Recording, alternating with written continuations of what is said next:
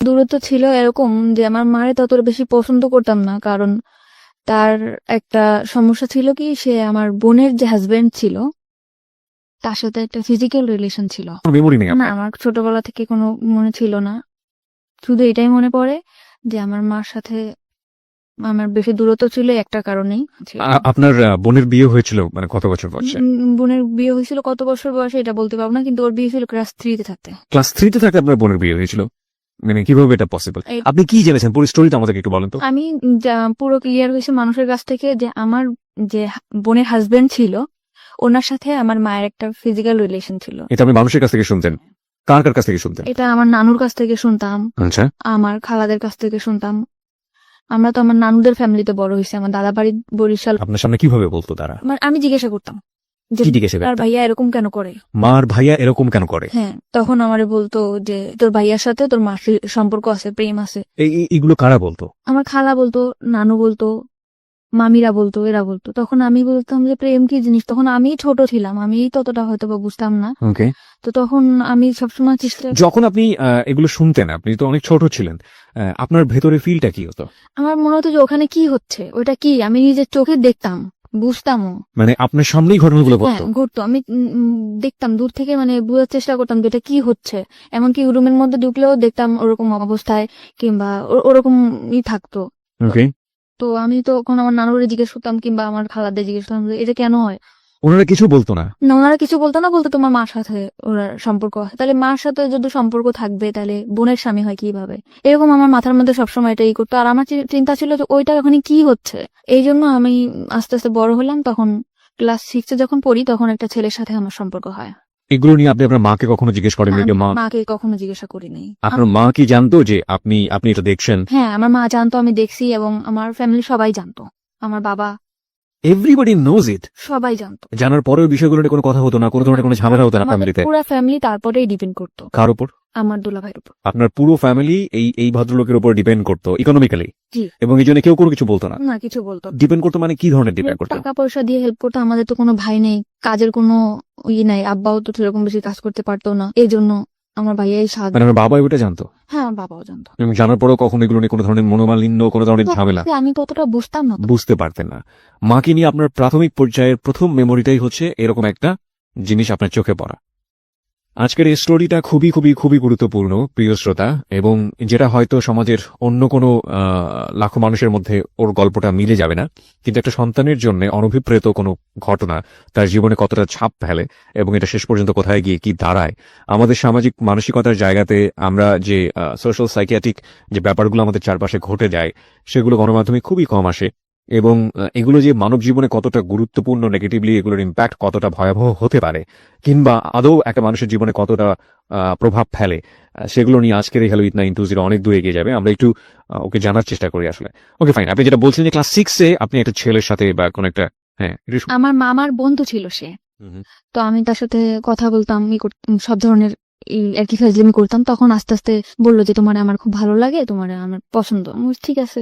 তখন আমিও আর কি ছিলাম যে ভালোবাসা কি জিনিস, ফার্স্ট টাইম 6-এ থাকতে এরকম আসছে, তখন আমিও এটার মধ্যে করলাম। তখন আমি ওরে বললাম কি, আমি আমার মার বিষয়টা ওরা শেয়ার করলাম যে আকাশ, ওর নাম ছিল আকাশ, আকাশ এরকম আমার মা আর ভাইয়া এগুলা করে, তুমি আমার সাথে করবা? তখন ও বললো যে তুমি অনেক ছোট, আর আমাদের মধ্যে এরকম কেন হবে, যা হবে বিয়ের পর হবে। যেই খবর ওরা, আমি বলছি যে চলো আমরা একটা কিছু করবো, ওইখানে কি হয় তুমি আমার একটু বুঝাও। যখনই বলতাম একটু বুঝাও, ও এড়াই যেত, কেমন জানি করতো না। ও আবার অনেক খারাপ ছিল ছেলেটা, যেরকম অনেক ধরনের নেশা করতো, এর জিনিস ছিনতাই করতো, ও করতো। তারপরও ওরাকে আমি অনেক ভালোবাসতাম। তখন ফার্স্ট টাইম আমার লাইফে ও আসছে, আমি ওরা অনেক ভালোবাসতাম। পরে আমার মামার সাথে একটা দ্বন্দ্বের কারণে ও আর কি চলে গেছিল। আচ্ছা। তারপরে আমি আমাদের স্কুলে যাইতাম, ওই বিষয়টা আমার মাথার মধ্যে সবসময় থাকতো যে ওইটা কি, ওইটা আমার জানতে হবে, ওইটা কি। মানে বাবা, মা এবং দুলা ভাইকে যে অবস্থায় দেখেছেন? দেখছি। তখন আমি আরেকটা ছেলের সাথে সম্পর্ক হয়, তার নাম হচ্ছে ইমরান। দোকানে মানে ওর একটা দোকানে কাজ করতো ও। ওকে স্কুলে যাইতাম আসতাম, ওখানে ওর সাথে আমার রিলেশন হয়। তখন আমি ওকে বললাম যে একটা কিছু করি, তা বলতো কি যে বিয়ে করতে হবে। তাহলে আমি বলছি, যদি বিয়ে করতে তা চলো। আমার সবসময় ধারণা ছিল যদি বিয়ের পরে এই জিনিসটা হয় তাহলে ইমরানটা আমি যেভাবে হোক বিয়ে করবো। একটু জাস্ট বোঝার জন্য, মানে আপনার ওই বিষয়টার প্রতি এক ধরনের কিউরিওসিটি গ্রো করে। সবসময় মাথার মধ্যে খেলতেছে যে ওইটা কি হচ্ছে, ওখানে কি হলো, আমি ওইটা চাই। আকাশ বললো যে বিয়ে না করে এটা করা যাবে না, এই জন্য আমি চিন্তা করলাম যে আমি এটা বিয়েই করবো, সে যেই ছেলেই হোক। বিয়ে জিনিসটাও কি আপনি বুঝতেন না। না? আপনি এই বিষয়টা মার সাথেও কখনো শেয়ার করেননি, বড় বোনের সাথেও কখনো শেয়ার না। করেননি? আমি কারোর সাথে শেয়ার করি নাই। কেন কারোর সাথে করেননি? আমি মার সাথেও কথা বলতাম না, বড় বোনের সাথেও কথা বলতাম না, খুব কম। বড় বোনের সঙ্গে কেন কথা সে বলতেন? সবকিছু জানতো তো। জানার পরেও সেই বিষয়গুলোর না, আপনি বুঝতেন ব্যাপারটা খারাপ? হ্যাঁ অবশ্যই, কারণ যেখানে ঘরের আড়ালে হইতেছে, একটা কোণে হচ্ছে, অন্ধকারে হচ্ছে, তখন কেন এটা হবে না? আমার নানুদেরকে জিজ্ঞেস করলে বলতো যে এরকম এরকম ভালো না, উল্টা পাল্টা কথা বলতো। তো এগুলো নিয়ে আপনার মার সঙ্গে নানুদের সঙ্গে কোনো ঝামেলা নানুর সাথে খালার সাথে সবসময় প্রশ্ন করতাম, কিন্তু মার সাথে তত বেশি আমার মনে পড়ে না। হয়তোবা করছি কি করি নাই, কিন্তু আমার মনে পড়ে না যে মাকে কখনো প্রশ্ন করছি যে মা তুমি এটা কেন করছো। Curiosity, the ultimate thing is curiosity, এবং এই কৌতূহলের কারণে আপনি একটা ছেলেকে প্রপোজ করলেন যে বিয়ে করবেন বা এরকম কিছু একটা, কারণ ও বলছিল যেগুলো বিয়ের পরে হয়, আপনার কিউরিওসিটির জায়গা থেকে। সে আমাকে বলছিল এটা বিয়ের পরে হবে, তো আমি বলছি ঠিক আছে তাহলে আমি বিয়ে করতে চাই। ও ঘুরাইতে ঘুরাইতে 7 মাস কেটে গেল। 7 মাস পরে ওরা আমি খুব জোর করলাম যে আমাকে এখন বিয়ে করতেই হবে। তখন আমি বাসা থেকে পালাই গেলাম। পালাই ওর একটা ফ্রেন্ডের বাসা গেলাম। যাওয়ার পরে সে রাত্রের বেলা অনেক দূর ওর ফ্রেন্ডের বাসা, ওদের বাসাও আমাকে নেয় নাই। মানে ও বেশি বড় না, দুজন মানে 2 বছরের বড় ছোট এরকম হবে, আর তত বেশি ভালো কাজও করে না যে আমার চালাইতে পারবে। তারপরেও ফ্যামিলির অমতে বিয়ে করছে আমার ওই যে ওর সাথে আপনার বয়সের ডিফারেন্স কত ছিল? 2 বছর। মাত্র 2 বছরে। তখন আপনি ক্লাস 6 এ পড়েন। তার মানে আপনার বয়স যদি 11 হয়ে থাকে তাহলে ওর বয়স 13 থেকে 14 বছর। না, তখন আমি ক্লাস 8 এ পড়ি। তখন আপনি ক্লাস 8 এ পড়েন। ওকে, তার মানে আপনিও নাবালিকা এবং সেও নাবালক বলা যেতে পারে। তখন আপনার সে 2 বছরের বড় হলে ওর বয়স 16 বছরের মতো হবে, আপনার তখন 14 মতো। ওকে, বলুন তারপর। তারপরে আমাদের ওই রাত্রেবেলা আমি ওরে বললাম যে এখন তো কিছু করতে পারো। তো বলতেছে যে হ্যাঁ অবশ্যই করতে পারি। তখন আমাদের মধ্যে একটা হলো। তখন আমি বুঝতে পারলাম যে এই জিনিসটা এইটাই, এটার মধ্যে তেমন কোনো কিছুই না, এইটাই। তখন আমি আমার মার প্রতি আমার তত আরো বেশি ক্ষোভ হলো, ঘৃণা হলো যে এই কাজটা তো হাজবেন্ড ওয়াইফ করতে পারে, তো আমার মা আর দুলাভাই কেন করবে। এরপরে ওর বাড়িতে নিয়ে গেল 3-4 দিন পর, ওর ফ্যামিলি থেকে মানতে চায় না, তারপরও মেনে নিল। মানে আপনি বিয়ে করার পর আপনার ফ্যামিলিতে জানালেন যে হ্যাঁ, আমার আপনি বিয়ে- ফ্যামিলি থেকে তো অনেক ঝামেলা করতেছে। ওই যে আমার সে মামা আসে তো মনে করেন ওরে মারটা দিতে যেতেছে, এ করতেছে ও করতেছে, ওর নামে কেস করবে। বিয়েটা আপনারা কোথায় করলেন, কিভাবে করলেন? বিয়েটা করছি কাজী অফিসে। আমার নিবন্ধনের কাগজও চাইছিল, ওর একটা বড় ভাইরা দিয়া আর কি 18 বছর করে নিছিল। হুম। তখন একটা কাজীরে দিয়ে আমার বিয়েটা করাইছিল। তারপর বাড়িতে আসলাম, পরে আমার মা বললো ঠিক আছে মাইনে নেবো, তো তুমি বাসায় আসো। তো আমি বললাম ঠিক আছে বাসায় আসবো। বাসায় আসতে বেড়াইতেছি, তখন আমার মা ওরে খুব মার দিল। মার দেওয়ার পর আমি রাত্রে আবার চলে গেলাম। রাত্রে চলে গেলাম ওর বাসায়, যে মারাদুর যখন করছে আমি বাসাতেই থাকবো, আমার বাসায় আমি আর আসবো না। আমার ফ্যামিলির সাথে টোটাল যোগাযোগ বন্ধ। ওকে। হঠাৎ করে একদিন আকাশ আমার হাজবেন্ডের নাম্বারে ফোন দিছে যে আমি ওর মামা হয়ে কথা বলবো। আমার আকাশের প্রতি অনেক বেশি ভালোবাসা ছিল। আকাশ মানে তোমার ফার্স্ট লাভ? হ্যাঁ। ওকে। তখন আমার মা বাবা বললো যে তুই যদি আকাশের সাথে বিয়ে করতিস তাও মানে নিতাম, তো তুই ফিরায়, আমরা একদম তোর তো ছোটবেলা থেকেই স্বপ্ন ছিল, মানে আমার ইচ্ছা ছিল যে আমার একটা ফ্যামিলি হবে, সুন্দর শ্বশুর বাড়ি। আমি সবসময় গল্প করতাম যে আমার এরকম শ্বশুর বাড়ি হবে ওরকম। তখন বললো যে আকাশের সাথে বিয়ে কর, বিয়ে করার পরে তো আমরা মেনে নিব। তখন আমি বললাম যে ঠিক আছে। ইমরানকে কিন্তু আমি সত্যি ভালোবাসতাম না, শুধু ওই বিষয়টা জানার জন্যই আমি তার বিয়ে করছিলাম। মানে শুধু কিউরিওসিটি নিবারণ করার জন্য। My goodness. ওকে। পরে আমি আকাশে বললাম ঠিক আছে আকাশ আমি তোমার বিয়ে করবো, তুমি আমার বিয়ে করবা। তখন আমার মা ওরে শিখা দিল যে বলো যে হ্যাঁ বিয়ে করবো। তখন বললো যে হ্যাঁ অবশ্যই তোমার বিয়ে করবো, তোমার আমি ভালোবাসি না। তখন আমি আমার বাড়িতে চলে আসলাম। আসার পরে তার 4 দিন পর ডিভোর্স করলাম ওরে। মানে ডিভোর্স করলেন আপনি নিজের ইচ্ছা? আমি নিজে ইচ্ছা ডিভোর্স। জাস্ট এই কথাটা বলাতে ফ্যামিলি থেকে যে আকাশের ব্যাপারটা হলে হতো, হ্যাঁ, আপনি নিজে থেকে ডিভোর্স আমার করে দেন। বাবা সবাই বললো যে হ্যাঁ ঠিক। মা বাবা বলে নাই, বাবা কখনোই আমার কোনো কথার মধ্যে আসে নাই। মা বললো, বোন বললো যে ঠিক আছে ওর সাথে বিয়ে দেবো, তুই আয়। তখন আমি চলে আসলাম। আয়সা আমি বললাম ঠিক আছে তো আকাশের সাথে বিয়ে দাও। এখন আকাশের সাথে আমার বিয়ে দিতে চায় না। এখানে একটা বিষয় আপনাদেরকে একটু নোট করে, প্রিয় শ্রোতা, আমাদের মানে পারিপার্শ্বিক এবং সামাজিক জায়গা থেকে সেক্সুয়াল এডুকেশন বা কি বলা যেতে পারে এটাকে, যৌন শিক্ষা আমরা যেটাকে বলি, সেটা প্রপারলি হয় না।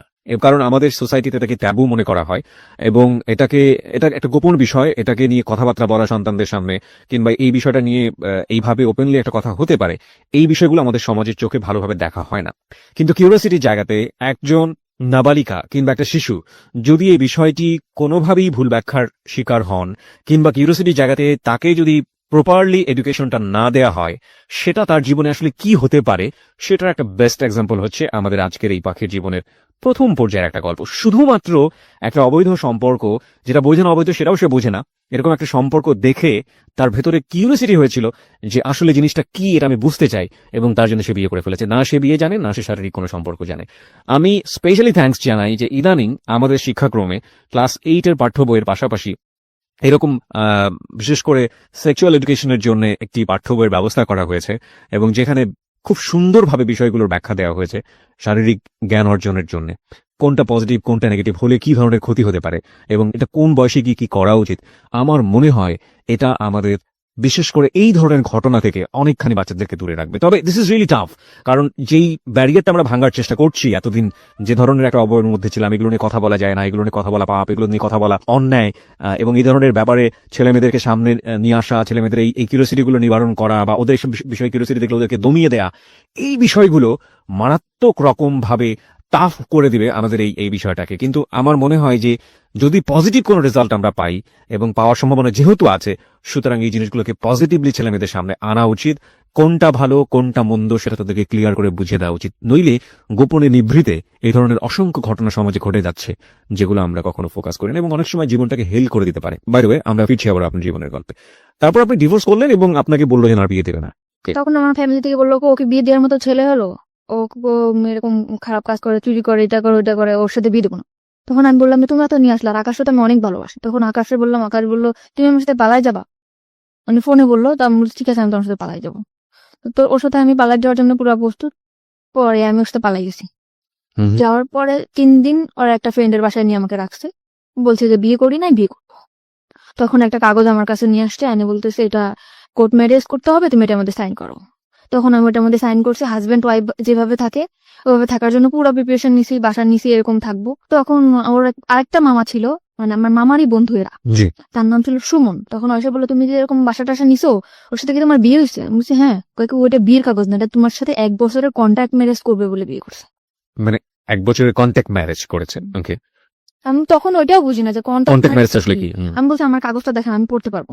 তখন আমার ও কাগজটা আকাশও দেখেন, আকাশ নিখোঁজ। যে এখন ওর সুমন মামার বললোই কথা, তখন আকাশ নিখোঁজ। কিন্তু আকাশের প্ল্যান ছিল ওইটা যে মামা, আমার আগে যে মামা ছিল তার সাথে তার দ্বন্দ্ব ছিল, এই জন্য সে আমার বিয়ে করবে কিংবা একটা ইসের মধ্যে রাখবে, কিন্তু সেও আমারে ভালোবাসতো না। কিন্তু আমি ভাবতাম যে একটা সংসার হবে, আকাশ আমার ভালোবাসা, আকাশের সাথে আমি ভালোভাবে থাকতে পারবো। সেভাবে হলো না। তো তখন আমার সুমন মামা ফোন দিল মা বাবারে, মা বাবা বললো যে ঠিক আছে ওরে নিয়ে আসো। জিনেদা ছিলাম আমরা, ইয়ান থেকে খুলনা নিয়ে আসলো। খুলনা নিয়ে যাওয়ার পরে আমার মা বললো যে ঠিক আছে যা হয় হয়েছে, এরকম ভাবে থাকো। এরকম করে পরে আমার ঢাকাতে চলে আসলাম। আমার বোন আর দুলাভাইও ঢাকাতে থাকতো, তখন চাকরি হয়েছিল আমার বোনের। তো থাকতো মিরপুরে, আমি ওর বাসায় থাকতাম, টুকটাক বাসার কাজ টাজ করতাম, থাকতাম এভাবে। তার 2 বছর পরে তখন আমার লেখাপড়া একদম বন্ধ। মানে কোন ক্লাসে থাকা অবস্থায়? 8 ক্লাস 8 থাকা অবস্থায় আপনার লেখাপড়া বন্ধ। এইসব ঘটনা ঘটার পরে পরপর 2টো বিয়ে। ওকে। পরে আমাকে করলো 2 বছর পরে আমার ফ্যামিলি থেকে একটা ছেলে দেখলো। আচ্ছা। ফ্যামিলি থেকে ছেলে দেখার পরে আমি 2 বছর মধ্যে ঢাকাতেও থাকতাম, খুলনাতেও থাকতাম। পরে আমাকে আনলো, বাড়িতে দেখালো, ছেলে একবার দেখেই পছন্দ করলো। 1 সপ্তাহের মধ্যে বিয়ে। ওকে প্রিয় শ্রোতা, আমরা এই জায়গাটায় ছোট একটা বিরতি নিতে চাই। আপনারা সবাই শুনছেন close up presence hello 8920 ABC radio FM 89.2 এ। আমি আরজি কিবরিয়া রয়েছে আপনার সঙ্গে এবং আজকে পাখি তার জীবনের গল্প বলার জন্য আমাদের স্টুডিওতে। পাখিকে দেখার জন্য, কিছু বলার জন্য, ওর সাথে যোগাযোগ করার জন্য আপনারা আমাদের ফেসবুকে কানেক্টেড হতে পারেন। আমাদের ফেসবুকের ঠিকানা হচ্ছে www.facebook.com/abcradiofm89.2। এছাড়াও আপনি চলে আসতে পারেন আমার ফেসবুক পেজে।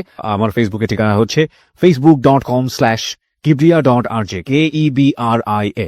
স্পেলিংটা হচ্ছে KEBRIA.RJ। এবং পেজটিতে যাওয়ার পর আপনি লাইক দেওয়ার সঙ্গে সঙ্গে আমাদের হ্যালো 8920 মেম্বার হয়ে যাবেন। ফিরে আসছি ঠিক 3 মিনিট পর। Close Up presents Hello 8920. Close Up. The closer, the better. FM 89.2। Close Up presents Hello 8920. Close Up. The closer, the better. 3 minute পর প্রিয় শ্রোতা আরো একবার ওয়েলকাম করছি ক্লোজ আপ প্রেজেন্স হ্যালো 8920 তে। আমি আরজি কিবরিয়া রয়েছে আপনার সঙ্গে এবং আপনারা সবাই শুনছেন এবিসি রেডিও এফএম 89.2। আজকে জীবনের গল্প বলার জন্য এখানে রয়েছে পাখি। 19 বছর বয়স তার, এবং তার যে জীবনের গল্প সেটা আসলে খুবই খুবই খুবই মর্মান্তিক। আমরা ফিরবো তার কাছে। যেখানে আমরা ছিলাম, পাখি আপনি বলছিলেন যে আপনার 1 সপ্তাহের মধ্যে বিয়ে হয়ে যাবে, এরকম একটা পরিস্থিতি তৈরি হয়েছে আপনার ফ্যামিলিতে। আর এই আমাদের গেস্টকে দেখার জন্য আপনারা ফেসবুকে আসতে পারেন। আমাদের ফেসবুকের ঠিকানা www.facebook.com/abcradiofm89.2। এছাড়াও আপনি চলে আসতে পারেন আমার ফেসবুক পেজে। আমার ফেসবুকের ঠিকানা হচ্ছে facebook.com/kibria.rj, KEBRIA। স্পেলিংটা হচ্ছে KEBRIA.RJ। ওকে, বলুন তারপর। তারপর 1 সপ্তাহের মধ্যে বিয়ে ঠিক হলো। ছেলে দেখার পর বললো ঠিক আছে আমার পছন্দ হয়েছে, আমি ওকে বিয়ে করতে চাই। ওকে, ছেলে কি করে? ছেলে বাড়িতে কৃষি কাজ করে। তা আমিও বললাম যে ঠিক আছে, ফ্যামিলি থেকে যখন দিতেছে আমি বিয়ে করবো। বাবা বাড়ি ঘর সব দেখে আসলো, বিয়ের দিনও পড়লো, হয়েও গেছে। তার বাড়িতে গেছে, মানে হয়েছে কি, তার বাড়িতে গেছে, তার চাচার যে ঘরটা আছে সেই ঘরটা দেখাইছে, তার চাচার বাড়িটা দেখাইছে। মানে যখন ঘর বাড়ি দেখাবে তখন সেই চাচার বাড়িটা দেখিয়েছে। হুম। আচ্ছা তার যে মূল বাসা সেটা সে দেখাই নাই। আচ্ছা। তো আমার ফ্যামিলিও বুঝতে পারে নাই। বিয়ের পরে আমাকে উঠাইছে একটা ভাঙা ঘরের ভিতরে, ঘরটা একদম হেলে পড়ে যাবে, উপরে টালি, নিচে আছে বেড়া আছে। আমি আমার হাজবেন্ডকে জিজ্ঞেস করলাম যে আপনাদের এই এটা কেন? তখন বললো কি চাচার বাড়ি আর আমার বাড়ি কি এক না? তখন আমি বললাম চাচার বাড়ি আর তোমার বাড়ি এক, তো সেটা তো কথা না। আমার তো ঘর যেটা, আমার যে ঘরটা আমি থাকবো সেই ঘরটা যদি ভালো না হয় আমি কেমনে থাকবো? এই ঘরটা তো এখনই আমার শরীরে পড়ে যাবে। আমি বললো পড়বে না, সব ঠিক হয়ে যাবে, আমার জায়গা জমি আছে, বিক্রি করবো। তো তখন আমি মানে নিলাম চুপচাপ যে যা হোক হয়েছে, জীবন তো অনেক ভুল হয়েছে। আর আমি ম্যারিড পার্সন ছিলাম, সে আনম্যারিড ছেলে। এটা সে জানতো, তার কাছে বলা হয়েছে এটা? তাকে কিন্তু বিয়ের আগে জিজ্ঞেস করা হয়েছে যে আপনি কি ম্যারিড পার্সন, সে বলছে যে না আমি ম্যারিড পার্সন না। এবং আপনার সম্পর্কে বলা হয়েছে যে আমি নিজে তাকে বলছি যে আমরা দুটো বিয়ে করেছি, আমি এরকম রিলেশন করে 2টা বিয়ে করছি। এবং কি কারণে বিয়ে করেছি কথা কারণটা বলেননি কখন? তো বলছি যে আমি রিলেশন করে বিয়ে করছি। দুটো বিয়ে করেছি। হ্যাঁ, সেটা শুনেই আমার প্রতি হয়েছে যে বিয়ের সাথে কোনো ব্যাপার না, আপনারা দেখে আমার খুব ভালো লাগছে। ওকে। তারপর আমরা আমার বাবার বাড়ি বেড়াতে আসলাম, বেড়াতে আসার পরে এইভাবে দিন যায়। তারপরও আমি শহরে তো মানুষ হয়েছি, তারপরও আমি অনেক কিছু মিস করতাম যে এই জিনিসটা নাই, সংসারে এই জিনিসটা নাই। অনেক কষ্টে দিন যেত আমার। তার আর কোনো ভাই বোন ছিল না, সে একটাই ছেলে। ওকে। এখন আস্তে আস্তে আমার হাজবেন্ডের মধ্যে দেখতাম পরিবর্তন। কি পরিবর্তন? সে ফোনে কথা বলে, গ্রামের ছেলে তাও ফোনে কথা। কি ব্যাপার, তুমি কার সাথে কথা বলো? বলি কথা। তারপর আমি জানতে পারলাম, অনেক ভাবে জানতে পারলাম, চেষ্টা করে প্রায় 2-3 মাস পর জানতে পারলাম সে আগে একটা বিয়ে করছিল। সে আমার কাছে মাপটা এসে যে আমি বিয়ে করছি, তুমি মাপ করে দাও, আমি তোমার বলতে পারি না। সে বিয়ের আগে তো আমি আপনাকে জিজ্ঞেস করছিলাম, আপনি আমাকে কেন বলেন নাই? ওকে। পরে বলতেছে তোমাকে আমার এত ভালো লাগছে যে তোমার কথা যদি আমি বলতাম তাহলে হয়তো বা তুমি বিয়েটা রাজি হতো না। আচ্ছা। তখন আমি বললাম যে ঠিক আছে, যা গেছে গেছে, আপনি ওই মেয়ের সাথে যোগাযোগ করেন না, আমি করবো না। ওকে। তারপরও মেয়েটার সাথে যোগাযোগ করে। তখন আমি বললাম খুলনাতেই রাখবো না, তোমাকে আমি নিয়ে চলে যাবো ঢাকাতে। ঢাকা আসতে গেলে কিছু টাকা লাগবে, কিন্তু আমার বিয়ের মধ্যে কোনো কিছু দেয় নাই। শাড়ি গয়না যা দেওয়া লাগে, গয়নাঘাটে কিছু দেয় না, এমনি শাড়ি চুড়ি লিপস্টিক এটা যা দেওয়া লাগে দিছে। এখন একটা রুলি দিছিল স্বর্ণের। তখন আমি মারে বললাম যে মা, এই রুলিটা আমরা বেশ বন্ধক রাখি, এখন ক্যাশ টাকা তো আমার কাছে কিছু নেই, বন্ধক রাখা আমি টাকাটা নিয়ে দিই, তুমি ও পরে চাকরি করে যখন টাকা ছাড়া যাবে তখন। তখন বললো যে ঠিক আছে চল বন্ধক রাখতে যাই। বন্ধক যখন রাখতে গেছি তখন আঙ্কেল আমারে বলে তুমি কি দুষ্টামি করতে আসছো আমার সাথে? কোন আঙ্কেল? মানে জুয়েলারি যে আঙ্কেল। ওকে। বলছি কেন আঙ্কেল? বলতেছে যে অবশ্যই তুমি এটা এমনিটি স্বর্ণ রিয়াই না, তুমি বলতেছো এটা স্বর্ণের। আমি বলছি কেন, এটা আমার বিয়েতে দিছে, এটা কেন এমনিটি স্বর্ণ হবে? এটা স্বর্ণের পানিতে ধোয়া, এটা 6 মাস পর কালার যাবে। তখন আমি আমার হাজবেন্ডের ফোন দিলাম যে তুমি আমাদের মানে টাউন আছে, টাউনে আসো। তখন দোকানে নিয়ে গেলাম, যেটা কি এটা তো স্বর্ণের না। তো বলতেছে কে বলছে স্বর্ণের না, অন্য দোকানে চলো। তুমি কোন দোকানে যাবা? স্বর্ণপটির মধ্যে। পরে ওর যে দোকানে যাইতেছে সেই দোকানে একই কথা। তখন ও মানে ওর ঘাম বের হয়ে গেছে পুরা। পরে বলতেছে কি যে মাফ করে দাও, তোমার খুশি করার জন্য এটা করছি। তাও আমি মাফ করে দিছি ওরে। আমার ফ্যামিলি থেকে মোটে রাজি না যে এরকম এখন থেকে এই ছেলে এরকম করতেছে, তা ভবিষ্যতে সে কি করবে। তখন আমি তারপরও ঢাকাতে নিয়ে আসলাম, নিয়ে আমার বোনের কাছে রেখে গেলাম, ভাইয়া ওর একটা চাকরি দিতে। ওরা চাকরি দিল। ওর আগরাতে চাকরি হতে গেলে রক্তের গ্রুপ পরীক্ষা করতে হয়, গ্রুপ পরীক্ষা করাইলো, টাকা পয়সা যা লাগে সব ভাইয়া দিল, ম্যাচ ঠিক করে দিল। ভাইয়া মানে আপনার দুলা ভাই? সেই দুলা ভাই। ওকে। মানে আমাদের ফ্যামিলিতে সে খুব কেয়ার করে।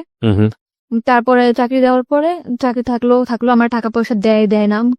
ভাইয়ার শুধু একই কমপ্লেন যে ও নাকি ফোনে কথা বলে। আমি ফোনে তো আমার সাথেও কথা বলে। তারপরে আমার ভাইয়া বললো যে ঠিক আছে তুইও ঢাকাতে চলে। তখন আপনি কোথায় ছিলেন? আমি আমার মার বাড়িতে ছিলাম। খুলনাতে ছিলেন?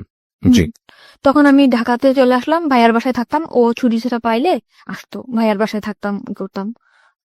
তারপরে আমি বললাম যে ঠিক আছে, ভাইয়ার বাসা তো মানে গেস্ট যে রুমটা, ড্রয়িং রুমটা যেটারে বলে, ওইটা তো ভাইয়াদের ছুপা নাই, ওটা তো খালি আসতো, ওখানে আমরা একটা পর্দাটা নাই, ওখানেই আমরা সংসার করা শুরু করি।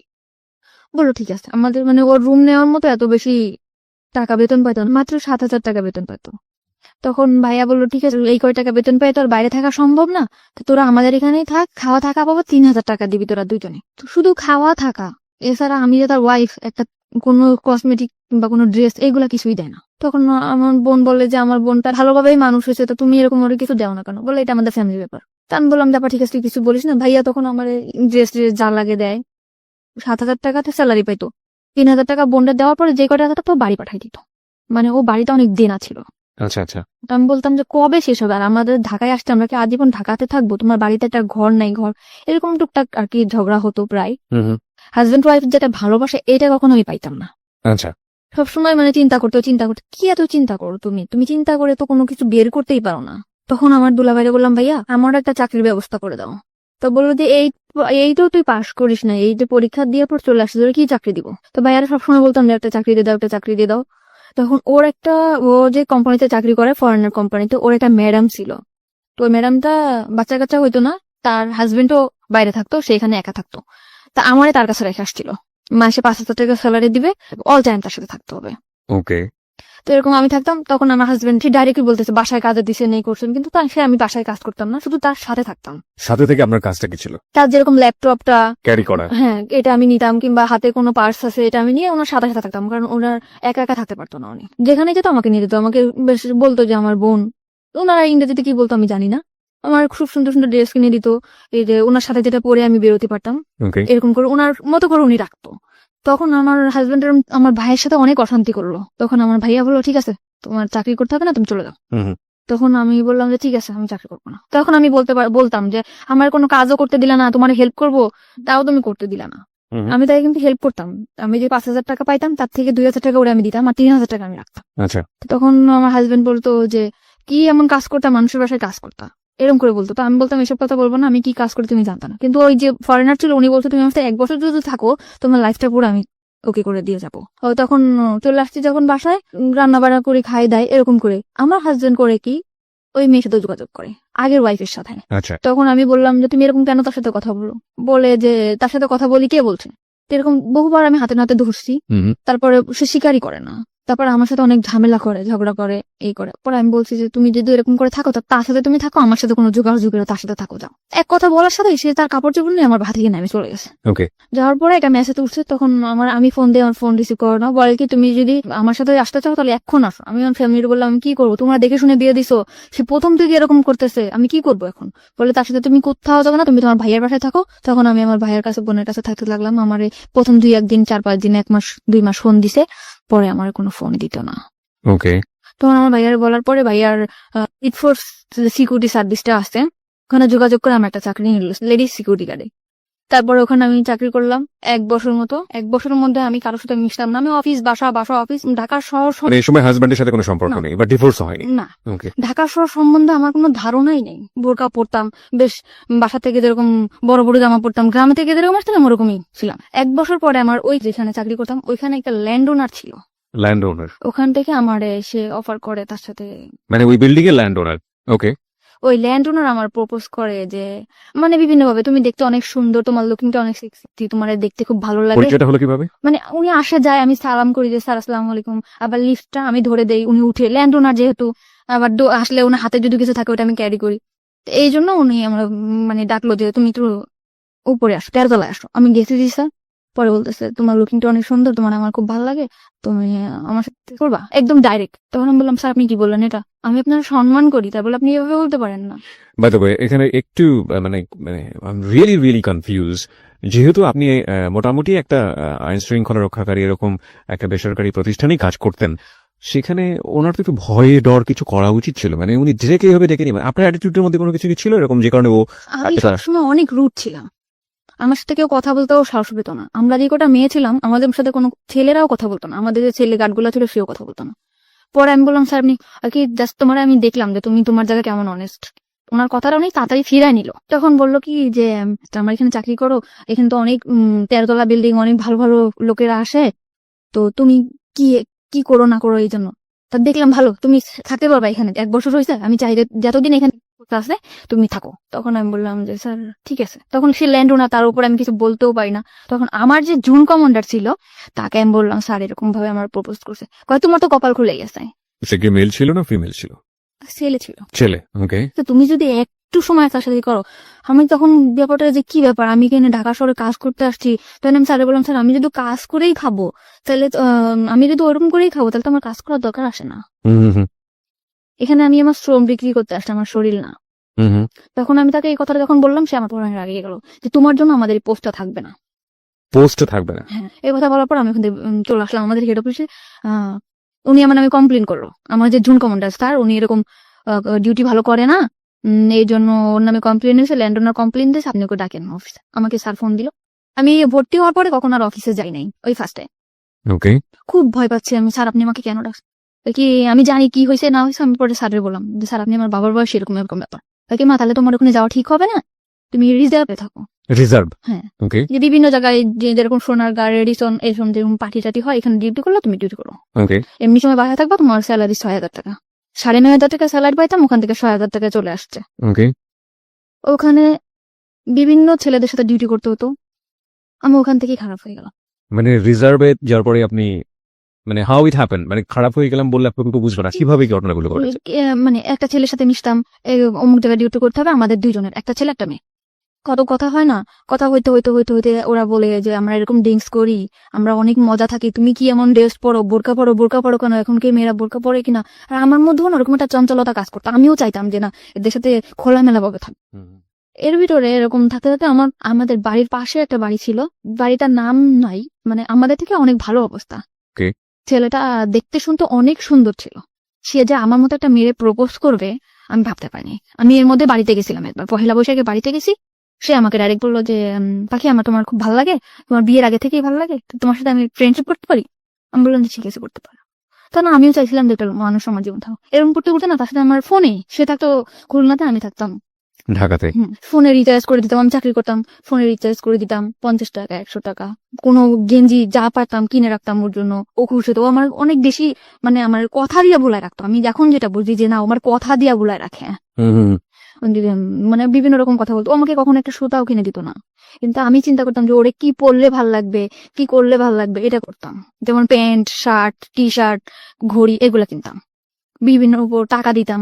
আমি আর যে 6,000 টাকা থেকে মানে অল্প কিছু, ধরুন 200-500, তখন ওইটাই আমার কাছে বেশি ছিল, ওরকম দিতাম। ও নিত, ও চাইতো। পরে ও মাস্টার্স কমপ্লিট করলো, তখন আমি বললাম যে তুমি ঢাকাতে আসবা, বললো হ্যাঁ ঢাকাতে আসবো। ঢাকাতে আসলো ফ্রেন্ডের বাসায়, আমরা ঢাকায় দেখা করলাম, কথা বললাম অনেক।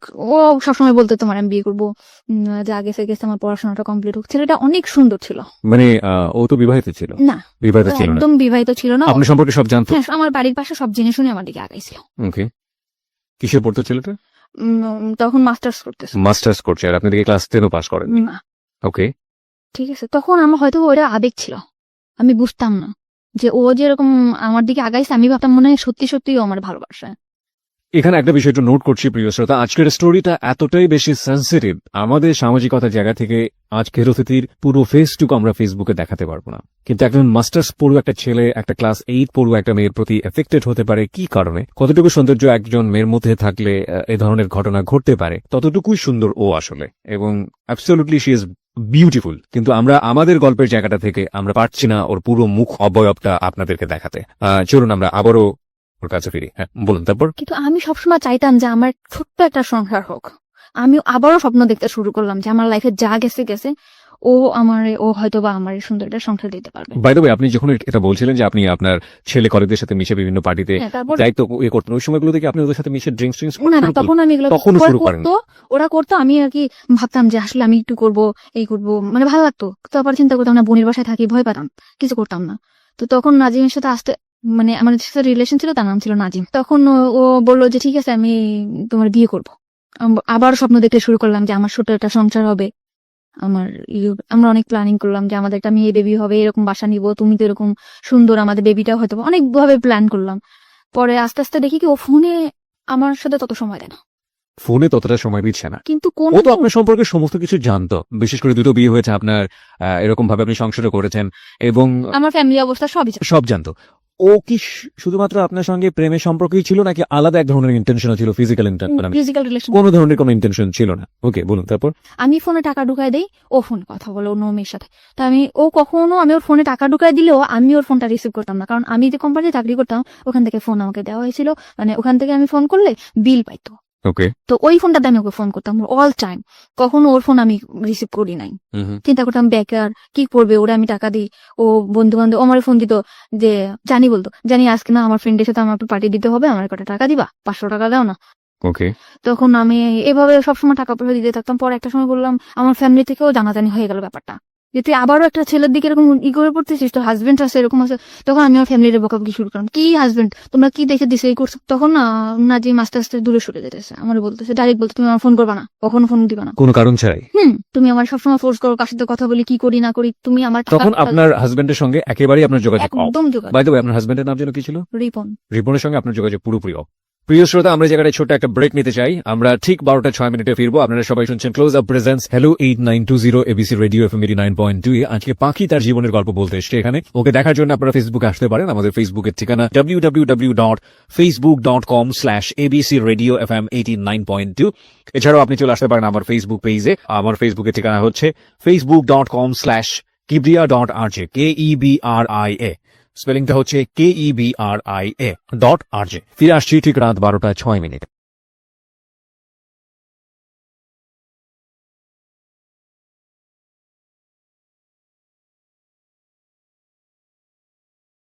Close Up presents Hello 8920. Close Up. The closer, the better. 12:06 হচ্ছে সময়। প্রিয় শ্রোতা, আপনারা সবাই শুনছেন close up presence hello 8920 ABC radio FM 89.2 এ। আমি আরজে কিবরিয়া রয়েছে আপনার সঙ্গে, এবং আজকে পাখি রয়েছে তার জীবনের গল্পে। আপনাদের যদি জীবনের গল্প বলার জন্য মন চায় তাহলে আপনারা আমাদেরকে ফোন করতে পারেন। আমাদের ফোন নাম্বারটি হচ্ছে 09613892892। আমি আবারও বলছি 09613892892। পাখি আপনার কাছে ফিরছি, এবং পাখিকে দেখার জন্য আপনারা চলে আসতে পারেন আমাদের ফেসবুক পেজে। আমাদের ফেসবুকের ঠিকানা www.facebook.com/abcradiofm89.2। এছাড়াও আপনি চলে আসতে পারেন আমার ফেসবুক পেজে। আমার ফেসবুকের ঠিকানা হচ্ছে facebook.com/kibria.rj KEBRIA। স্পেলিংটা হচ্ছে KEBRIA.RJ। ওকে, জি বলুন তারপর। তো রিপনের সাথে কোনোভাবে যোগাযোগ নেই, মানে আমার হাজবেন্ড কোনো যোগাযোগ করে না, কিছু না। ওকে। তখন আমি নাজিমরে বললাম বিয়ে করবে না, তখন ও বললে যে ভালোবাসলে যে বিয়ে করতে হবে এমন কোনো কথা আছে?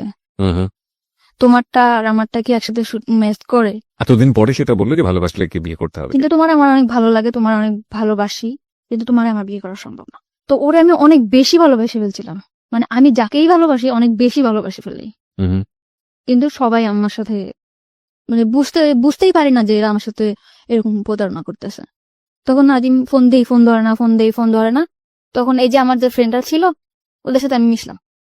ওকে, মানে কলিগ যারা কলিগ ছিল ওদের সাথে আমি মিশলাম। মিষ্টি বললো যে ড্রিঙ্কস করা ভালো লাগবে। পরে আমি এক পর্যায়ে ড্রিঙ্কস করলাম। ড্রিঙ্কস করলে সত্যিই দেখলাম ভালো লাগে। মানে ওই যে নাজিমের বিষয়ে যে কষ্টটা, কিংবা আমার যে পুরা মার দিক দিয়ে কষ্ট, কিংবা হাজবেন্ডের দিক দিয়ে কষ্ট, আমার কোনো কষ্টই নেই। পুরা দমে ড্রিঙ্কস করলাম। এমন ড্রিঙ্কস করতেছি আমার মধ্যে চেঞ্জ দেখে আমার দুলাভাই আমার দিকে হাত বাড়ালো। যেরকম আমার বোন অফিসে গেছে, আমার দুলাভাই হঠাৎ আমার এসে পিছন দিয়ে ধরে বলে, তোর আমার খুব ভালো লাগে, তোর হাজবেন্ড নিয়ে আমি তোরে ভালোবাসি। তখন আমি আমার বোনকে বললাম, বোন তুই কোথায়? বাসায় আসছে। বাসায় আসার পর আমার 17,000 টাকা ছিল, ওর কাছ থেকে টাকাটা নিয়ে আমি বাসা দেখে চলে গেলাম। তো আরেকটা মেয়ের নিলাম, মেয়েটার নাম ছিল মেঘলা।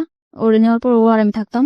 তো ওখান থেকে আরো সুন্দরভাবে ড্রিঙ্কস করতে পারতাম। বাসায় কখন আসলাম কখন গেলাম, ড্রিঙ্কস করে চিল্লাইতাম, কানতাম, নাজিম করে ওরে ফোন দিতাম, কোনোই ছিল না। কিন্তু আমি ওখান থেকে ড্রিঙ্কস করা শুরু করলাম। ওই বন্ধু বান্ধব ছিল, মানে শেয়ারে, কিন্তু আমি 200 টাকা দিতাম, ও 200 টাকা দিত, এরকম একটা বোতল কিনে নিয়ে আসতো, বোতল কিনে খেতাম, খাইতে বাসায় যেতাম, মাতলামো করতাম। তো এরকম করার পরে এখন রিজার্ভে ছিলাম। তো আমি পরে নতুন একটা পোস্ট লাগবে 1 তারিখে, গেল বছর, যে বছরটা চলে গেল, ওই গেল বছরের এই 1 তারিখে 1 তারিখে পোস্ট লাগছে। লাগার পর আমার এই যে জুন কমান্ডার ওনার সাথে আমার পরিচয় হলো, যে ঠিক আছে আপনার জন্য আমি ডিউটি করব এরকম একটা খ্রিস্টান প্রতিষ্ঠানে। তখন আমার খ্রিস্টান প্রতিষ্ঠানে দিল, আমি ওখানে ডিউটি করতাম। ডিউটি করার পরে ওখানে ডিউটি করতেছে 2টা মেয়ে, আমি আর একটা মেয়ে, আর ওই বাসাটায় থাকতাম। তা আমার হাজবেন্ড আমার সব দিক দিয়ে যোগাযোগ বন্ধ ছিল, কোনোভাবে আমার সাথে কোনো যোগাযোগ করতো না। তা আমার যে ছাড়টা ছিল উনি আবার আমার খুব হেল্প করতো। মানে কিরকম, আমি ঠিক মতো বাসায় যাচ্ছি কিনা, কি করতেছি না করতেছি, এই বিষয়টা সে দেখতো। তারপর আমি ড্রিঙ্কস করতেছি, এটা অনেকভাবে বাধা দিত যে পাখি আপনি ড্রিঙ্কস করবেন না, এরকম না করতে। আমি বললাম, আমি আপনার না কেন শুনবো, আমি আপনার না শুনবো না, আমি একজনকে ভালোবাসি। এরকম আমি এত বেশি ভালোবাসতাম, চিল্লাপাল্লা করতাম, ড্রিঙ্কস করতাম, রাস্তাঘাটে চিল্লাপাল্লা করতাম। তখন আমারে বললো যে একটা মানুষ এত ভালোবাসতে পারে। তখন আমার ওই স্যার নাজিমকে ফোন দিল যে ভাইয়া একটা মেয়ে আপনাকে কতটা ভালোবাসে। তখন ও বললো যে হ্যাঁ মেয়েটা অনেক ভালো, আমি ওকে ভালোবাসি, কিন্তু ওকে আমার পক্ষে বিয়ে করা সম্ভব না। নাজিম এটা বললো। তখন আমার সব কলিগরা ওকে একবার করে ফোন করলো যে ভাইয়া, মানে আপনি সব কলিগের কাছে আপনার উইকনেসটা দেখাতেন, যে আপনার দুর্বলতাটা দেখাতেন। আমি ড্রিঙ্কস করার পরে আমি আর সবসময় ওরকম ওরে ফিল করতাম, আমি আগের মতো ডিউটি করতে পারতাম না, করতে পারতাম না ওরকম। তারপরে আমার করলো, আমি ওখান থেকে সরে আসলাম আস্তে আস্তে, মানে ফ্রেন্ডদের কাছ থেকে সরে আসলাম, কিন্তু আমি বাসায় ড্রিঙ্কস করতাম। তখন আমার স্যার বললো যে তুমি এভাবে ড্রিঙ্কস করো না পাখি, তুমি আসলে অনেক ভালো মেয়ে, এরকম বিভিন্ন রকম কথা বলতো। কিন্তু ওই পোস্টে আমি ঠিক মতো আবার ডিউটিটা করতাম। আমার কোনো জায়গা থেকে আমার ডিউটির কারণে কখনো চাকরিটা দিত না। ওকে, আমি ঠিক মতো ডিউটি করতাম। ডিউটি আওয়ার্স এর পরে আমি উল্টাপাল্টা করতাম, যেরকম ড্রিঙ্কস করতাম, আবার বাইরে ঘুরতে যেতাম, এটা করতাম। তখন আমার স্যার আমার দিকে আগে আসলো। কিভাবে আগে আসলো? বললো যে তোমার মতো ভালো যদি আমার ওয়াইফ আমারে বাসতো তাহলে আমার মনে হয় পুরো পৃথিবীটা ওরে দিয়ে দিতাম। এই ধরনের কথা বলতো।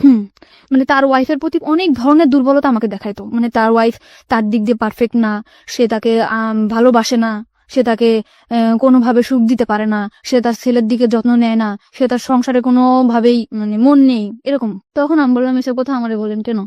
তখন আমার মনের মধ্যে কিন্তু নাজিমই আছে। আর সে মানে অফিস আওয়ার পরে আমার নিয়ে ঘুরতে যেত, আমিও যেতাম, আমার ড্রিঙ্কস করাইতো, ঘুরতে যেত, করতো। তখন আমি খুশি ছিলাম, ভালোই ছিলাম। ওকে, তারপরে না হইলো, ওনার ওয়াইফ যখন বাড়িতে গেছে তখন আমি আর উনি একদিন ড্রিঙ্কস করছি।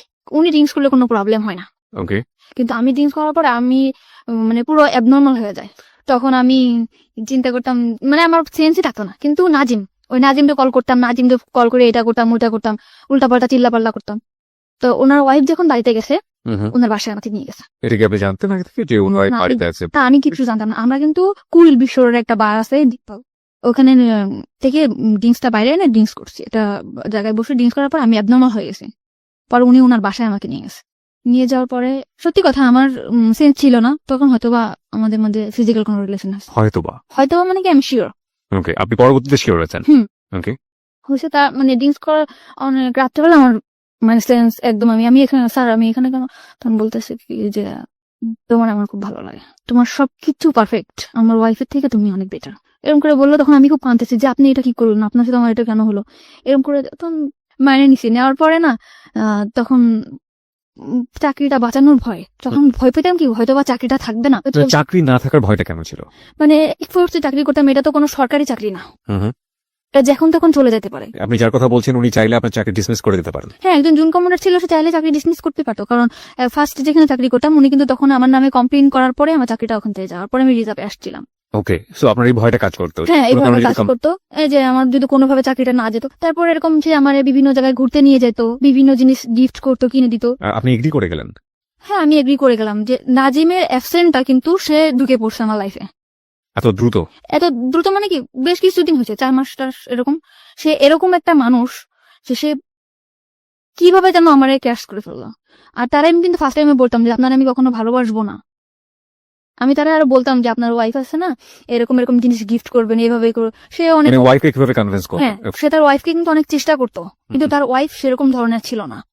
অ্যাকর্ডিং টু হিজ ল্যাঙ্গুয়েজ, মানে তার ভাষ্য অনুযায়ী। ওকে, তার কথা অনুযায়ী সে ওরকম ছিল না, সে পারফেক্ট ছিল না। ঠিক আছে, তারপরে এরকম আমার তখন আপনার আগের হাজবেন্ডের সঙ্গে আপনার না, আমার ডিভোর্স হয় নাই। আমার আগের হাজবেন্ডের সাথে আমার ডিভোর্স ছিলই না। ওকে, আমার হাজবেন্ডের সাথে আমার কোনো যোগাযোগও ছিল না। তারপরে এই করছে, এরকম আসতে যাইতো আমার ডিউটি আওয়ার্স এর পরে তার সাথে আমরা একসাথে ঘুরতে যেতাম, খাইতাম। ঠিক আছে, এরকম ভাবে ছিল। সে এরকম আস্তে আস্তে আমার একদম অনেক কাছে চলে আসলো। সে মনে করেন আমার ডিউটি আওয়ার্স এর পরে আমার না দেখলে পাগল হয়ে যেত। যেমনি হোক আমার বোঝাতো, সে চলে আসতো। কোথায় চলে আসতো? অফিসের ওখানে চলে আসতো, আইসা আমার নিয়ে বাসায় নামায় দিয়ে আসতো। যেহেতু সে একজন অফিসার এবং তার আন্ডারে তো অনেক এমপ্লয়ি কাজ করে, বাকি সবাই বুঝতো না ব্যাপারটা, এবং তার জন্য এটা প্রেস্টিজিয়াস না? দূরে থাকতো অফিস থেকে, মনে করেন এখান থেকে 10-5 মিনিট হাঁটে যাওয়া লাগবে, এরকম এতটা দূরে থাকতো সে আমার রিক্সায় যাইতে কষ্ট হবে দেখা সে রেগুলার, একটা ভাঙা রোড ছিল, ওই ভাঙা রোডের রেগুলার আমার জন্য বাইক নিয়ে দাঁড়ায় থাকতো। ওকে, ওকে, ওখান থেকে আমাকে নিয়ে ওখানে নামায় দিয়ে আসতো। নামায় দিয়ে আসতে যেতে এরকম রেগুলার দিয়ে আসতো। তারপরে আমি বুঝলাম যে আসলে সে আমাকে অনেক ভালোবাসে, ওকে, অনেক ভালোবাসে। তারপরে আমি আস্তে আস্তে ওনার প্রতি দুর্বল হলাম। যখন আমি দেখলাম যে না, তার ওয়াইফ তার প্রতি না, তখন আমি তার প্রতি দুর্বল হলাম। ও দুর্বল করে ফেলছিল আমাকে, এমন মানে ওয়াইফ তার প্রতি ডিভোটেড না, এটা তো তার ল্যাঙ্গুয়েজ ছিল। তার ছিল, আর আমিও বুঝতাম। কিভাবে বুঝতেন? মানে সে যখন ফোনে কথা বলতো, মানে তার ওয়াইফের বলতো একটু পানি দাও তো, তুমি নিয়ে খাও। এটা আপনি ফোনে শুনতে পাতেন? হ্যাঁ, এটা আমি শুনতে পেতাম। তুমি নাও কিংবা এদিকে আসো তো, মানে আমি শুনতাম। তার ফ্যামিলি সম্পর্কে আপনি কতটুকু জানতেন? শুধু ওই ওয়াইফের বদনামই জানতেন নাকি আরো অন্য কিছু জানতেন? না, ওয়াইফের অতটুকু জানতাম, তার ফ্যামিলিটা অনেক বেশি ভালো ছিল। কিরকম? সে তার রুমে সে অনেক দিক দিয়ে তার ওয়াইফের সুখে রাখছিল, কিন্তু সে যে তার ওয়াইফ, সে কখনো মনে করতো না যে আমার হাজবেন্ডের সুখে আমি সুখী। সে মনে করতো তার সুখই তার সুখ, হাজবেন্ডের যে একটা জিনিস, এই জিনিসটা যে আমার, সে এটা ভাবতো না। এটা তো তার ভাষ্য অনুযায়ী, আপনি তো তার পরিবারের মধ্যে ঢোকেননি, কখনো আমি তার এভাবে যেয়ে দেখি না, দেখেন নাই, সে তার যেভাবে বলেছে আপনি সেটা সেভাবে বোঝার চেষ্টা করেছেন। এভাবেই। ওকে ওকে। তারপরে এরকম কয়েক মাস গেল, যাওয়ার পরে তখন এই কয়েক মাসের মধ্যে আপনারা কি কি করছেন? হ্যাং আউট করছেন, বাইরে ঘুরে বেড়াচ্ছেন, ডেট করছেন, রুম ডেট করছেন জি কন্টিনিউয়াসলি? জি কন্টিনিউয়াসলি। একবারের জন্য মনে হয়নি যে অন্যায় করছেন? অন্যায় ফার্স্টে মনে হয়েছিল, পরে মনে হলো যে না, আমার লাইফটা কি, আমার তো ওই নোংরা জায়গা থেকে উঠাই নিয়ে আসছে। আমি যে ড্রিঙ্কস করতাম, আজে বাজে ছেলেদের সাথে আমি মিশতাম, আমি যে খারাপ হি অলসো ড্রিঙ্কস, সে তো সে কিন্তু আমার জন্য ড্রিঙ্কস করতো, সে কিন্তু ফার্স্টে ড্রিঙ্কস করতো না। মানে আপনাকে এখানে থেকে নিয়ে আসার জন্য যে কোনো ভাবেই হোক না কেন, আপনার যে রাস্তায় আছেন সেই রাস্তায় আগে পা দিয়েছে, তারপর ওখান থেকে সরে আসার চেষ্টা। আমাকে বিভিন্ন ছেলেদের সাথে আমি মিশতাম, বিভিন্ন ছেলেদের সাথে আমি ভালো কোনো ড্রেস পরতাম না, যেরকম জিন্স টপস এগুলো পরতাম। ওকে, জিন্স টপস, ওকে। হ্যাঁ, এইগুলা থেকে সে আমার বাই করছে, ভালো ভালো ড্রেস কিনে দিছে, বড় বড় হাতার জামা বানায় দিছে, যে এগুলা পরো না, খারাপ বলবে মানুষ। মানে আমার মধ্যে একটা চেঞ্জ আনছে সে। আমি যেরকম আগে রাস্তায় বেরোলে মনে হতো যে না, এই ছেলের সাথে দুষ্টামি করবো, কথা বলবো, এরকম আমার আর মনে হয় না। বাই দ্য ওয়ে, আমার একটা প্রশ্ন আছে। ছেলেটা যদি আপনাকে এতটাই ভালোবাসবে, তাহলে প্রথম দিন নিয়ে গিয়ে কেন এই ধরনের শারীরিক সম্পর্ক করলো? সে তো অন্যভাবে আপনাকে প্রপোজ করতে পারতো। এটা হয়তো বা তারও ইচ্ছে ছিল না, এটা আমি আসলে জানি না। কখন আপনি তাকে জিজ্ঞেস করেছেন পরবর্তীতে যে তুমি আমাকে যেহেতু লাভই করো, তাহলে কেন এটা করলে? করছিলাম, আপনি তাকে বাধ্য করেছেন অ্যাকর্ডিং টু হিজ ভয়েস, মানে সে এটা বলেছে। সে বলেছে তুমি আমাকে বাধ্য করছো, আমি একটা পুরুষ মানুষ, আমি আনকন্ট্রোল হয়ে গেছি। বাধ্য করেছে বলেন? আপনার অ্যাটিটিউডের মধ্যে এগুলো ছিল? হ্যাঁ, আমি হয়তো বা কিছু করছি, কিন্তু এটা আমার, বললাম না, আমার তখনও সেন্স নাই। আমি you are not in sense. Okay, তারপর? ঠিক আছে, এরকম বলার পর তখন আমি একটা বাসা নিলাম, বাসা নিলেন মানে? মানে ওই বাসাটা ছেড়ে দিলাম। আমি আগে যে বাসাটা থাকতাম ওই বাসাটা ছেড়ে বেশ দিলাম। কয়েকজন ফ্রেন্ড মিলে থাকতেন? হ্যাঁ, তখন আমি আলাদা একা একটা বাসা নিলাম। এক একটা বাসায় কি ওর সিদ্ধান্ত অনুসারে নিলেন, নাকি আপনি একা একা নিজে নিলেন? একা বাসাটা কেন প্রয়োজন হলো? ওর জন্য আমি ওর একটা সময় কাটাবো, আমরা হাজবেন্ড ওয়াইফ থাকবো, বিয়ে করব। বিয়ে করার কথাও আপনাকে বলেছেন? হ্যাঁ, অল টাইম আমারে বলতো, যে আমি পরে বলতাম হ্যাঁ বিয়ে করবো, সমস্যা কি, তুমি আমার ওয়াইফ, সব জায়গা বলতো। ওর কখনো ভয় থাকতো না যে না আমি একটা জায়গায় বলবো আমার ওয়াইফ, ও কখনো আমার নিয়ে ঘৃণা করতো না। ও বলতো যে তোমার আমি একটা পচা নর্দমা থেকে ওটা নিয়ে আসি, তুমি আমার কাছে একটা পবিত্র। ও আপনার পাস্ট সম্পর্কে জানতো, অতীত সম্পর্কে জানতো? সব, আমার পুরা ফ্যামিলির ডিটেলসও জানতো, মা বাবা ভাই বোন সব জানার পরেও আমার প্রতি অনেক বেশি দুর্বল হয়েছে। হুম। তো এরকম করে সবসময় বলতো, অনেক অনেক লাভ করতাম। বাসা নিলেন কোথায়? বাসা নিলাম অফিসের পাশেই। অফিসের পাশেই? আপনার কলিগরা জানতো যে এই ধরনের সম্পর্কে আপনি ওদের জড়াতেন? পুরোপুরি সিক্রেট ছিল বিষয়টা? হ্যাঁ, পুরোপুরি সিক্রেট। আমার সবাই জানতো আমার হাজবেন্ড আছে, আমার একটা বেবি আছে, বাচ্চা, মেয়ে বাচ্চা, এটা জানতো। আমিও সবসময় ফেস করতাম যে আমার একটা বেবি আছে, মেয়ে, এরকম করে ফেস করতাম। তো ওরকম বাসায় আসতো যাইতো, সবাই জানতো আমার হাজবেন্ড। তো আমাদের মধ্যে না বিয়ে একটা সময় কাজী অফিসেও নিয়ে গেছে ও আমাকে। কাজী অফিসে নিয়ে গেল? হ্যাঁ, চলো বিয়ে করবো। গেছি, তখন আমার ডিভোর্স হয় নাই। তখন কাজী অফিস থেকে বললো যে ওনার তো ডিভোর্স হয় নাই, 3 মাস, ডিভোর্স হওয়ার 3 মাস পর বিয়ে করতে হবে। এ কথা বলার পরে বলতেছে যে তাহলে কি করব? তখন আমি বললাম যে ঠিক আছে, আমি ফ্যামিলির সাথে কথা বলি, মা বাবার সাথে বলি যে আমি ডিভোর্স করব। আপনি কি জানতেন যে উনি যদি আপনাকে বিয়ে করতে চায় তাহলে ওনার আগের ওয়াইফের পারমিশন লাগবে? হ্যাঁ, না, এটা আমি জানতাম না। এটা আপনি তখন জানতেন না, না? তখন এটা আমি জানতাম না। Okay. তখন আমি, আপনি তখন কখনো কি প্রশ্ন করেছেন যে তুমি যে আমাকে বিয়ে করতে চাচ্ছ, তোমার আগের ঘরের কি হবে, আগের সংসারের কি হবে? মানুষের 2টা বউ থাকে না, এটা অ্যান্সার দিত? আমি তো চালাইতে পারি, আমার কি 2টা বউ থাকতে পারে না? আর আমি তো এটাই আপনি মানতাম। তো একটা সংসারের স্বপ্ন দেখতেন, সুন্দর একটা সংসার যেখানে আপনার বিচরণ থাকবে, সুন্দর একটা ঘর, সেখানে আরেকজন মানুষের শেয়ার আছে, এটা মানতে পারতেন? এটা হয়তো বা মানতে পারতাম না, কিন্তু তখন আমি এমন একটা অবস্থায় ছিলাম, ওরে পাওয়ার জন্য সবকিছু করতে রাজি। ও 2টা কেন 5টা বউ থাকবে, ও তো আমার সময় দিতেছে। ও তো আমারই সময় দিতেছে। হ্যাঁ, this is very important part, প্রিয় শ্রোতা। আমরা বারবারই বলি, মানুষের যখন খুব ডিজাস্টার মোমেন্ট যায়, সেই সময়টাতে আসলে যে কেউ যখন পাশে এসে দাঁড়ায়, ইভেন একজন শত্রুও যদি, অতীত জীবনের একজন শত্রুও যদি পাশে এসে দাঁড়ায়, সেই মানুষটাকে অদ্ভুত রকমের ভালো লাগে। কিন্তু সেটার মধ্যেও যে এক ধরনের জটিলতা থাকে, সেটা ভবিষ্যতে একসময় মেঘ কেটে যাবে, আকাশ পরিষ্কার হয়ে যাবে। তারপর এই মানুষের যে কন্ডিশন, ফ্যামিলি কন্ডিশন বা এই মানুষের যে অবস্থা, সেটা আসলে আমার জীবনকে কতটা প্রভাবিত করতে পারবে ইন এ পজিটিভ সেন্স, ওই জিনিসটা কিন্তু মাথার মধ্যে কাজ করে না। আর ওর একটা ব্যাকগ্রাউন্ড কথা আপনারা চিন্তা করবেন, ও তখন বয়স খুব বেশি হলে 17 থেকে 18, এবং ওর এডুকেশন, ওর ফ্যামিলি ব্যাকগ্রাউন্ড, ওর যে অবস্থা, সবকিছু জায়গা থেকে এটা অত্যন্ত লোভনীয় মনে হয়েছে ওর কাছে। সব দিক থেকে মেন্টালিও অনেক বেশি ডিপেন্ডেন্ট হয়ে গেছে। আর ফিজিক্যাল ব্যাপারটা তো ওর জন্য কি, সেটা ছোটবেলা থেকে যারা শুনছেন একেবারে প্রথম থেকে তারা বুঝতেই পারছেন। হ্যাঁ, বলুন। তারপর তখন বাসা নিলেন? তো কাজী অফিসার, কাজী আমাদের বলল যে তোমার বিয়ে তো করতে হবে, বিয়ে তো করবা, আজ করো 3 মাস পরে করবো। কিন্তু সবচেয়ে বড় কথা হলো মানুষের শরীরে, মানে লোক দেখানো বিয়ে এবং ইসের বিয়ে থেকে, মানে কাগজ কলমে বিয়ে, হাদিস মোতাবেক বিয়ে, যেটা থেকে সবচেয়ে মনের বিয়েটাই বড়। এটা হলে না, তখন আমি এটার মধ্যে কাজ করতে, যে আমাদের তো মনের বিয়ে তাহলে হয়েই গেছে, বিয়ে করব। আর ও যেখানে যাবে, আমার ওয়াইফ, সব জায়গায় বলতে আমার আমার ওয়াইফ, আমি বলতাম আমার হাজবেন্ড। আমার নাম কিন্তু ইসলাম ছিল না, আমি কিন্তু ইসলাম দিছি। কেন ইসলাম, মানে আপনি আপনার রিলিজন কি? আমার হচ্ছে আক্তার। মানে আপনি ধর্ম তো ইসলাম, হ্যাঁ ইসলাম, তো ইসলাম কেন দিলেন? ওর নামের সাথে ইসলাম আছে এই কারণে, তার নামটার শেষে ইসলাম আছে, যে কারণে আপনি ইসলাম যোগ করে নিয়েছেন। ওকে, তখন থেকে কিন্তু আমার নামের পিছনে ইসলাম যোগ করলাম, এবং সে নাকফুল, এই যে নাকফুলটা তার দেওয়া, যে আমাদের বিয়ে হয়েছে এভাবে।